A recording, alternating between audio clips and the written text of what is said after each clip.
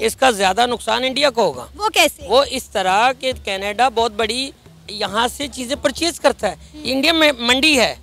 अगर यहाँ इस तरह इस नहज पर ताल्लुकात चले गए, इस हालात पे चले गए कि सफारती जंग शुरू हो गई और एक दूसरे की वीज़े बंद कर दिए गए, तो इसका बराह रास्त जो डायरेक्ट जो नुकसान है वो इंडिया का होगा, क्योंकि उसके लिए तो मसला ही नहीं है। वो कहीं से मैन पावर ले लेगा, वो कहीं से स्कॉलरशिप दे देगा, पाकिस्तानियों के लिए खोल देगा, बंगालियों के लिए खोल देगा। देखिए कनाडा गवर्नमेंट जो है कभी भी इंडिया के सामने घुटने नहीं टेकेगी, इंडिया को ही आखिरकार घुटने टेकने पड़ेंगे। इंडिया ने घुटने टेकने होते तो इंडिया घुटने टेक चुका होता। इंडिया ने जवाबन उनका सफारतकार निकाल दिया है और इंडिया ने कनेडियंस के वीज़ाज जो हैं वो सस्पेंड कर दिए हैं।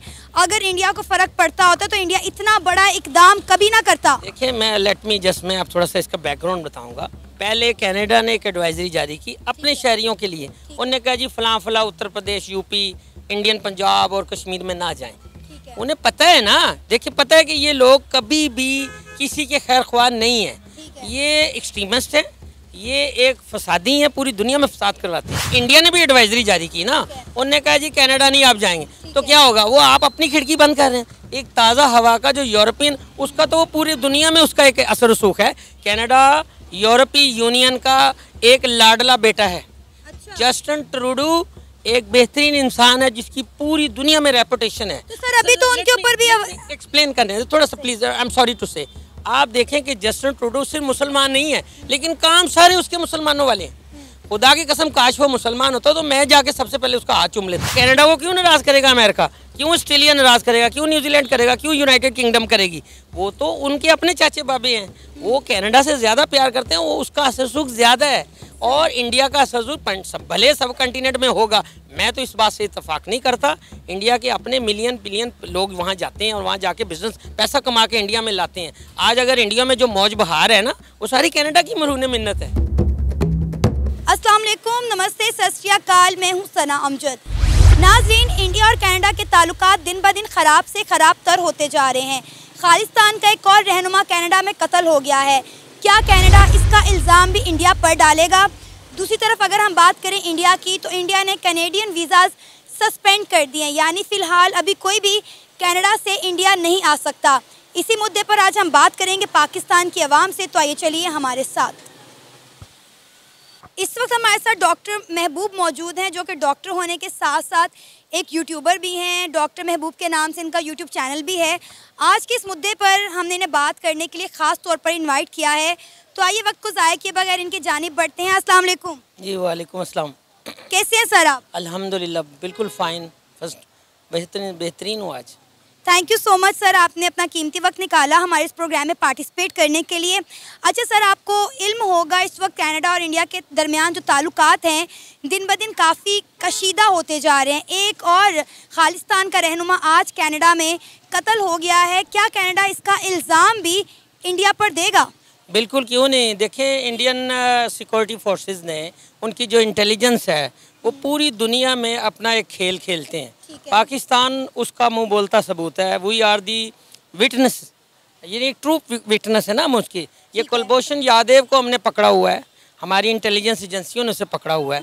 तो वो यहाँ पिकनिक थोड़ी मनाने आया था, वो यहाँ पर बिलियन रुपए लेकर, इंडियन करेंसी लेकर आया था, जो कि पाकिस्तानी करेंसी में या जो भी वो उसने कन्वर्ट करवाई हुई थी। वो ईरान जाता था, ईरान से पाकिस्तान आ जाता था। उसने मुख्तलिफ नामों से पासपोर्ट बनवाए हुए थे। अच्छा। उसने ID कार्ड बनवाए हुए थे। वो मुबारक अली के नाम से, कभी किसी के नाम से, वो गोल्ड का कारोबार वो तशरीह करता था। अब वो हाजिर सर्विस नेवी का मिलिट्री ऑफिसर है, उसे मिलिट्री रैंक का वो ऑफिसर है, उसे अरेस्ट किया गया। हमारी इंटेलिजेंस ने बड़ी मेहनत के साथ उसे ना सिर्फ गिरफ्तार किया, और वो हमारे पास है। ये पूरी दुनिया के लिए हमारे पास एक नमूना है कि इंडिया का जो स्याह चेहरा है वो हमारे सामने है कि कुलभूषण यादव या उसके अलावा और बहुत सारे जो पकड़े हैं वो सब इनके सामने, ये उस बात का सबूत है कि सर इंडिया इस चीज़ को नहीं मानता। आज तक इंडिया इस चीज़ को नहीं मानता और कहा गया है कि ये इंडिया पर एक इल्ज़ाम है। खैर, अभी हम बात कर रहे हैं कनाडा की और इंडिया के ताल्लुकात की। क्या कहेंगे, ताल्लुकात आपको मज़ीद कितने ख़राब होते दिखाई दे रहे हैं? क्योंकि इंडिया ने जवाबन जो है इनके जो कह लें आप सफारतकार थे कनाडा के, उन्हें कहा है कि आप 5 दिन के अंदर अंदर मुल्क छोड़कर चले जाएं।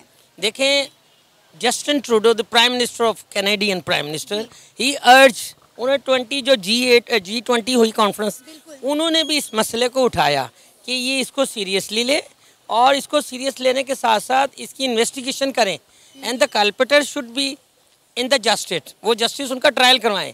उन्होंने इसको सीरियस नहीं लिया और जस्टिन ट्रूडो ने कहा कि ना तो हम प्रवोक करेंगे ना एस्केलेट करेंगे, हमारा मकसद सिर्फ ये है। और हमने अपने एलाइड के साथ, अपने एलाइज के साथ, वो कहते हैं हम इन टच हैं, ये बड़ा सीरियस मैटर है और ये कनेडियन गवर्नमेंट के लिए इसलिए सीरियस है और बड़ा इम्पोर्टेंट है क्योंकि उनकी अपने खुद मुख्तारी पे एक तमाचा लगा है, उनकी खुद मुख्तारी के ऊपर हरफ उठा है कि एक बाहर की इंटेलिजेंस आई है एंड दे हैव, उन्होंने लोगों को परचेज किया है और रेंटेड कातलों से मरवा दिया है। लेकिन सर देखें, ये कनाडा की गवर्नमेंट के ऊपर खुद भी एक बहुत बड़ा सवालिया निशान है। आप देखें जितने भी खालिस्तान के रहनुमा होते हैं या आप कह लें कि वांटेड क्रिमिनल होते हैं, वो कनाडा में ही जाके क्यों पनाह गजीर होते हैं। आप देखें कि अगर कोई इंडिया का वैसे स्टूडेंट या बिजनेसमैन कनाडा जाना चाहे उसके लिए मुश्किलात हैं, लेकिन ये खालिस्तान के जितने भी रहनुमा हैं, जितने भी वांटेड क्रिमिनल होते हैं, ये भाग भाग के कनाडा क्यों जाते हैं और कनाडा इनको पनाह क्यों देता है? देखें, पूरी दुनिया में ऑस्ट्रेलिया को एक जगह बनाई गई थी कि काले पानी की सज़ा जो है ना ब्रिटिश एम्पायर में वहाँ दी जाती थी। कहते जी जिसको सज़ा देनी है काले पानी की, दूर भेजना है तो उसे जनाब ऑस्ट्रेलिया भेज दो। तो उन लोगों ने तो ऑस्ट्रेलिया को इतना ज़बरदस्त बना दिया कि उस जैसा मुल्क किसी कॉन्टिनेंट में नहीं है। ऑस्ट्रेलिया की क्रिकेट देख लें, ऑस्ट्रेलिया की किसी भी शोबा है ज़िंदगी में देख लें, तो बहुत बड़ी तरक्की की है उन्होंने। तो ये कनेडियन गवर्नमेंट का बहुत बड़ा दिल है, उनका दिल बहुत बड़ा है। Canadian prime minister Justin Trudeau एक खूबसूरत और इंटेलिजेंट पर्सन है। मैं कहता हूँ उनका दिल जो है पाकिस्तान के हवाले से और हिंदुस्तान के हवाले से या मुस्लिम्स के हवाले से बड़ा ज़बरदस्त है, बड़ा एक्सपेंड दिल है।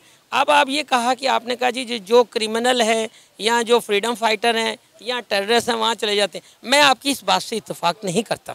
आप देखें, आज़ादी राय, अपनी आज़ादी के लिए, अपना एक नज़रिया पेश करने के लिए अगर कोई मुल्क आपको पनाह देता है तो वो तो बहुत अच्छा काम कर रहा है। और बरतानिया ने तो इस सब कॉन्टिनेंट में तो सारे लोगों को नौकरियां दी हैं वहाँ पर, पाकिस्तान से और India, they depend on Canada.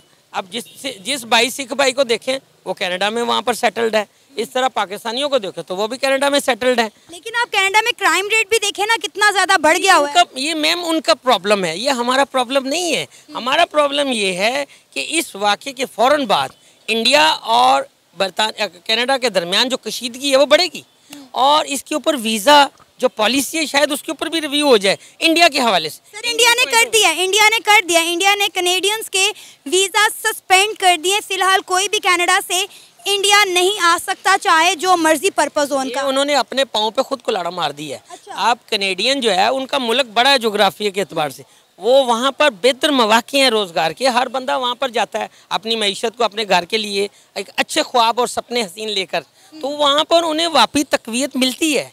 आप ये इंडिया ने अगर किया है तो इंडिया ने तो मेरे ख्याल से एक फजूल सा, वो जैसे बबल ब्लो नहीं करते आप, ये बबलिंग जो उड़ाते हैं, तो इस तरह एक बबल उड़ाया उसने। मेरे ख्याल से इसका कोई ख़ास उसका इम्पैक्ट नहीं होने वाला। मुझे लगता है इसका नुकसान कनाडा को होने वाला है। अगर कनाडा इंडिया के लिए वीज़ाज बंद करता है तो आप देखें हर साल 3 लाख से ज़्यादा इंडियन स्टूडेंट कनाडा जाते हैं पढ़ने के लिए, जिससे कनाडा को मिलियन ऑफ डॉलर का फ़ायदा होता है। इंटरनेशनल इंडियन स्टूडेंट कनाडा में जाकर पढ़ता है, वहाँ पे बिजनेस भी करता है, उनकी इकोनॉमी को डेवलप करता है। तो अगर कनाडा इसका कोई रिएक्शन देता है या इंडियंस के वीज़ाज बैन करता है, सस्पेंड करता है, तो मुझे लगता है इसका नुकसान कनाडा को होगा और इस सारे मामले का नुकसान भी कनाडा को हो रहा है, इंडिया को कोई फ़र्क नहीं पड़ रहा। मैं आपकी इस बात को ज़रा थोड़ा सा अपोजिट लेता हूँ, इसका ज़्यादा नुकसान इंडिया को होगा। वो कैसे? वो इस तरह कि कनाडा बहुत बड़ी यहाँ से चीज़ें परचेज करता है, इंडिया में मंडी है।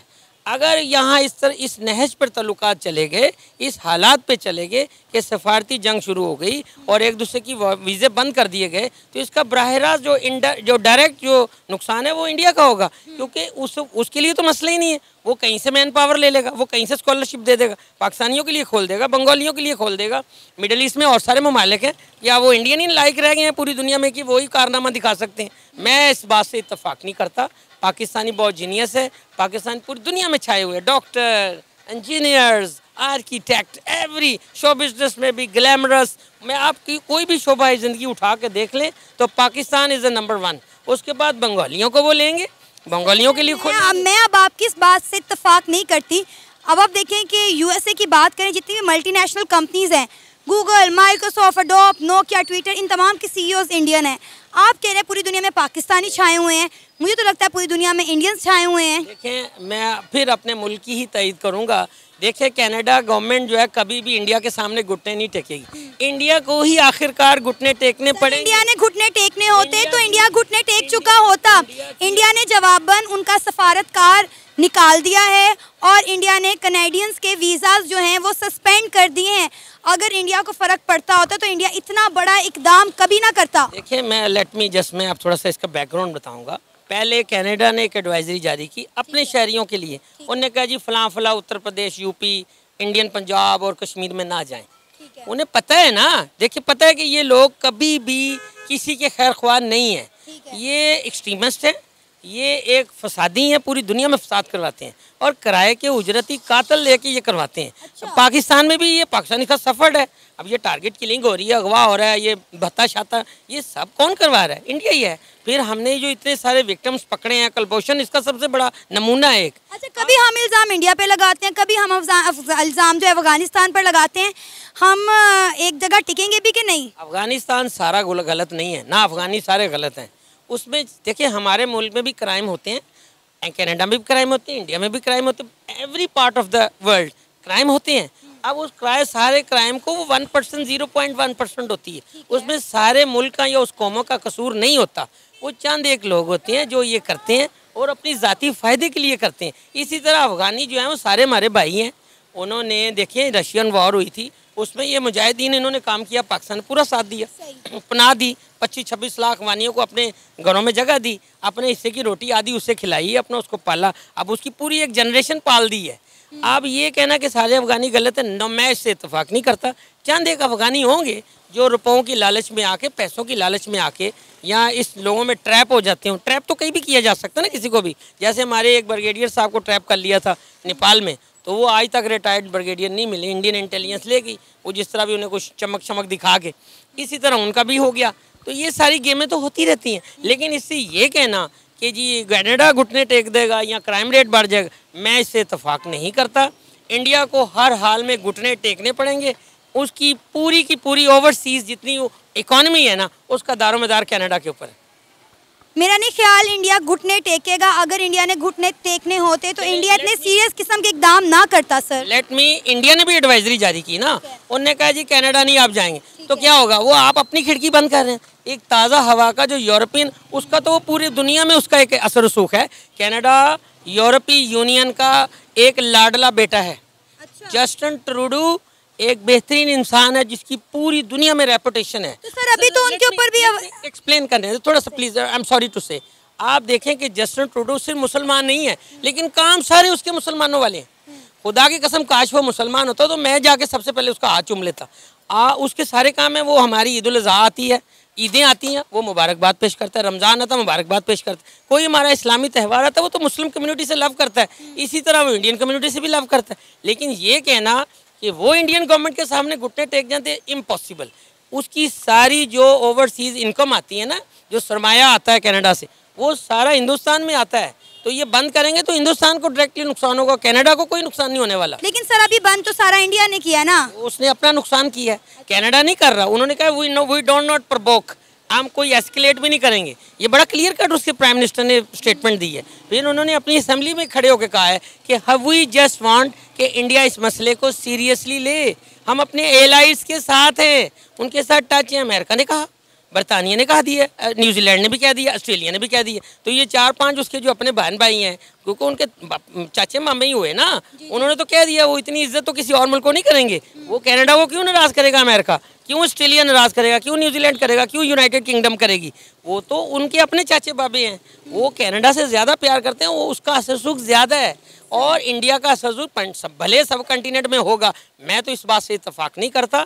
इंडिया के अपने मिलियन बिलियन लोग वहाँ जाते हैं और वहाँ जाके बिजनेस पैसा कमा के इंडिया में लाते हैं। आज अगर इंडिया में जो मौज बहार है ना, वो सारी कनाडा की मरहून मिन्नत है। अच्छा, मुझे समझ नहीं आ रही कि किस तरह इंडिया को नुकसान होगा। दुनिया की 5वीं बड़ी इकॉनमी है, कनाडा में इनके लाखों की तादाद में हर साल जाके स्टूडेंट्स पढ़ते हैं, बिलियन ऑफ डॉलर का कनाडा को फ़ायदा देते हैं।